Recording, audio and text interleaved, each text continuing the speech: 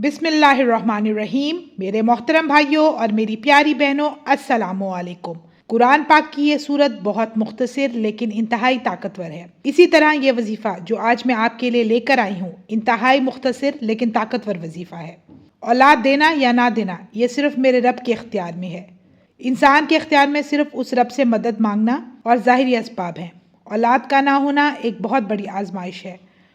कुछ लोग तो एहसास कमतरी का भी शिकार हो जाते हैं और ये बहुत मायूस कुन बात है। आप अगर बे औलाद हैं तो पूरे यकीन और तवज्जो के साथ इस वजीफे को करें। इंशाअल्लाह औलाद की नेमत से अल्लाह पाक आपको ज़रूर नवाजेंगे। औलाद का ना होना अल्लाह की मर्जी हो सकता है, लेकिन वो रब बहुत गफूर और रहीम है।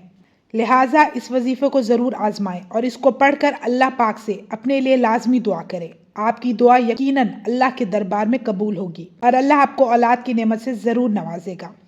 आपने बावजू होकर दिन के किसी भी वक्त सूरतुल कौसर को 101 मरतबा अव्वल आखिर दरूद इब्राहिमी के साथ पढ़ना है। सूरतुल कौसर को माँ बिस्मिल्लाह पढ़ना है। मतलब अगर आपने 101 मरतबा सूरतुल कौसर को पढ़ना है तो 101 मरतबा ही बिस्मिल्लाहिर्रहमानिर्रहीम को पढ़ना है।